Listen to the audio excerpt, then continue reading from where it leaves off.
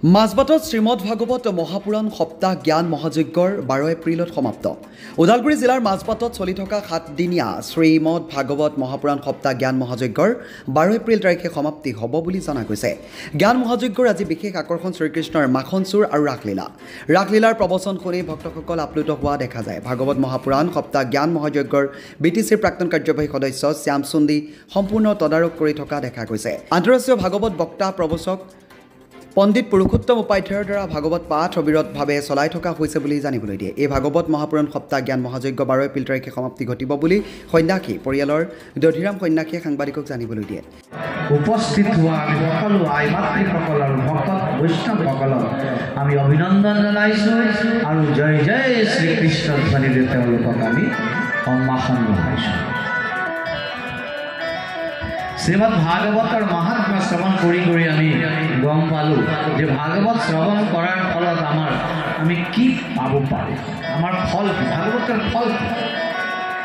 গোটেই দিনটো ভাগৱত শ্ৰৱণ কৰোঁ, কিন্তু ভাগৱত শ্ৰৱণ কৰাৰ কি ফল, কি উদ্দেশ্য, কি কাৰণ, কি লক্ষ্য, এই সকলোবিলাক বস্তু সন্ধিয়াকালীন এই সত্ৰত আধা ঘণ্টা 45 মিনিটত আমি বুজি পাওঁ।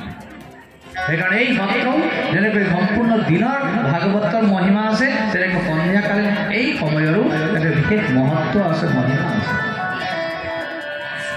কালি আমি শুনিছিলোঁ ভাগৱত শ্ৰৱণ কৰি হৰিদ্বাৰত জ্ঞান আৰু বৈৰাগ্য আৰু ভক্তি মহাৰাণী যুৱতী হৈ ভক্তি সুতৌ তৌ তৰুণ গৃহীত্বা প্ৰেমৈক ৰূপা সহসা বিৰাজিতা श्री कृष्ण गोविंद हरे मुरारे नाथेति नामानि मुहुर्वदन्ति।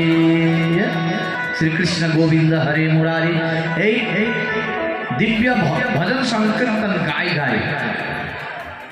গঙ্গার কিনারত ভক্তি দেবীর আবির্ভাব হল আর দুইজন পুত্র জ্ঞান ও বৈরাগ্য দুইজন যুবক হইল। এই দেখি ঋষিমুনি সকলে তর্ক বিতর্ক আরম্ভ করিলে প্রথম প্রবিষ্টা কথমাগতেয় মধ্যে মুনিনাম ইতি তর্কয়ন্তঃ। মুনিনাম তর্কয়ন্তঃ, মুনিসকলৰ মাজত তৰ্ক বিতৰ্ক হ'ল। বোলে এই ভাগৱত শ্ৰৱণ কৰিবলৈ যে আহিবই আছে ঋষি মুনিসকল, তেওঁলোকে কথা পাতিবলৈ আৰম্ভ কৰিলে এই ধুনীয়া এইজনী কোন হয়, ইমান ধুনীয়াকৈ নাচি আছে, ইমান ধুনীয়াকৈ কীৰ্তন গাই আছে, দুইজন যুৱকক হাতত ধৰি ধৰি নাচি আছে, আখেৰ কোন হয়? নাৰদ মুনিয়ে বুঝাই দিলে এইজনী ভক্তি হয় আৰু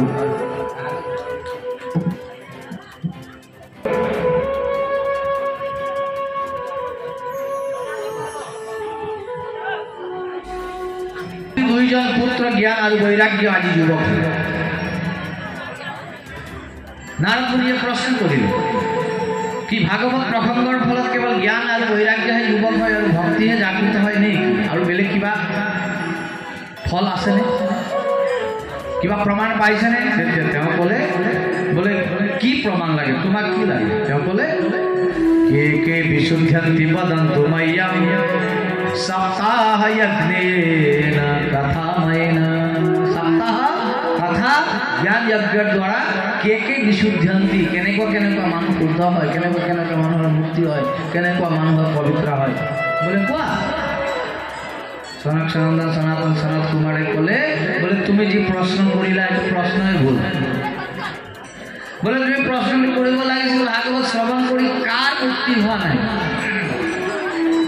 কোনোবা আছে নেকি এনেকৈ যে ভাগৱত শ্ৰৱণ কৰাৰ পিছতো মুক্তি নোহোৱাকৈ কোনোবা আছে নেকি?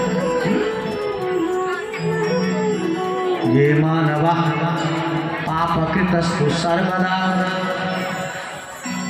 सदा दुराचार रता विमार्गः क्रोधग्निदग्धः कुटिलसकामिनां सप्ताह यज्ञेन कलौ पुनन्दिते।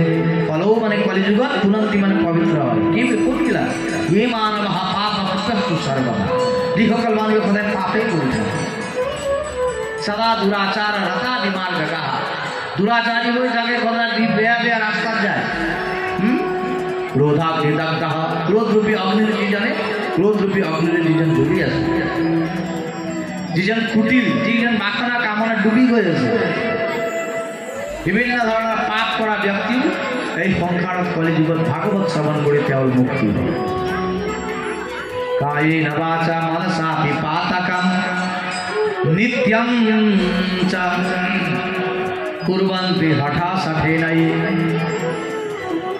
সঠ মানে মূৰ্খ হঠ মানে জবৰদস্তি কৰি বদমাশি কৰি নিত্যম সদায় যিসকলে মনসা কায়েন বাচা মনসা পিপাতক কায়া মানে শৰীৰ মনসা মানে মন আৰু বচসা মানে বাণী শৰীৰে মনেৰে বাণীৰে মনসা বাচা কৰ্মণা মন বাণী কৰ্মৰ দ্বাৰাও যিসকলে সদায় পাঠ কৰি থাকে আৰু সেই সকলেও ভাগৱত শ্ৰৱণ কৰি মাজবাটৰ পৰা জ্যোতিনাথৰ ৰিপৰ্ট অমৃত নিউজ অমৃত প্ৰবাহ অসমীয়া সাপ্তাহিক কাকতৰ ডিজিটেল সংস্কৰণ অমৃত নিউজ সত্যৰ সন্ধানত অমৃত নিউজ